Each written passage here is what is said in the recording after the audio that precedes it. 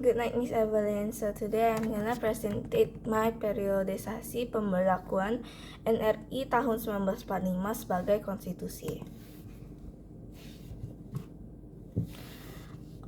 Ada 4 periode: masa awal kemerdekaan, Republik Indonesia Serikat, demokrasi liberal, dan demokrasi terpimpin berlaku sampai sekarang. Untuk masa awal kemerdekaan berlangsung selama 1945 sampai 1959. Untuk Republik Indonesia Serikat berlaku mulai tanggal 27 Desember 1949 hingga 17 Agustus 1950. Untuk demokrasi liberal berlangsung selama 1950 sampai 1959. Dan untuk demokrasi terpimpin berlaku sekarang dari 1959 sampai 1966.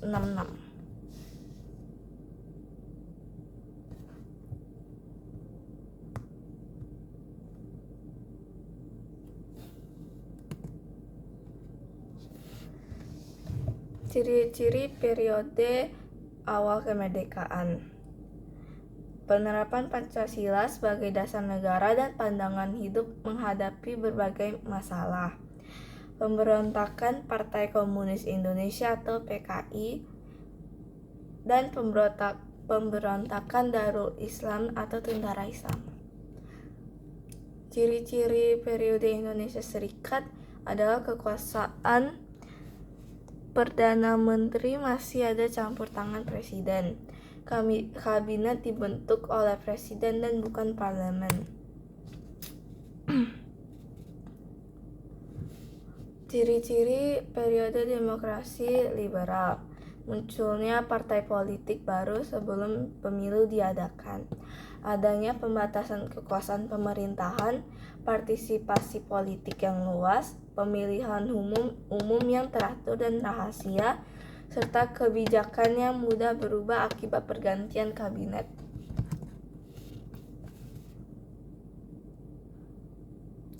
Ciri-ciri demokrasi terpimpin sekarang: dominasi kekuatan politik di tangan presiden, pembatasan hak politik rakyat, munculnya partai penguasa atau partai mayoritas, semakin besar peranan militer dan politik luar negeri Old Devo. Peristiwa penting demokrasi masa awal kemerdekaan: pemberontakan Partai Komunis Indonesia atau PKI di Madiun pada tanggal 18 September 1948. Pemberontakan Darul Islam atau Tentara Islam Indonesia dipimpin oleh Sekar Maji Marize Kartosuwiryo. Pemberontakan Republik Maluku Selatan atau RMS. Pemerintah Revolusioner Republik Indonesia atau PRRI atau Perjuangan Rakyat Semesta atau Parmesta yang dipimpin oleh Syarifuddin. Peristiwa penting yang terjadi di periode Indonesia Serikat berupa terjadinya kesepakatan 3 pihak dalam konferensi meja bundar Republik Indonesia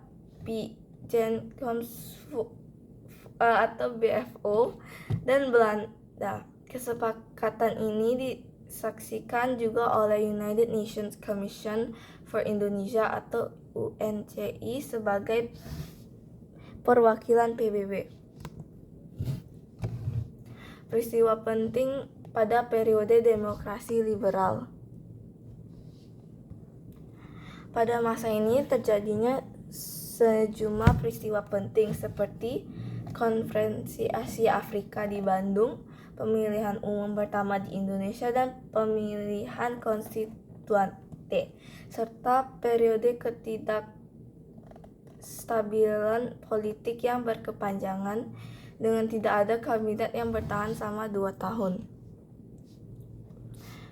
Peristiwa penting yang terjadi pada periode demokrasi terpimpin sekarang: pembentukan Nasakom, nasionalis, agama, dan komunis, Kitab MPRS nomor 3 MPRS 1963 tentang pengangkatan Soekarno sebagai presiden seumur hidup, pembubaran DPR hasil pemilu oleh presiden, dan pengangkatan ketua DPR atau MPRS sebagai menteri negara oleh presiden. Mengapa konstitusi terus mengalami perubahan? Penyebab utama mengapa konstitusi harus mengalami perubahan karena konstitusi itu dianggap sudah ditinggalkan oleh zamannya, sudah tak sesuai lagi dengan kebutuhan rakyat yang membuatnya.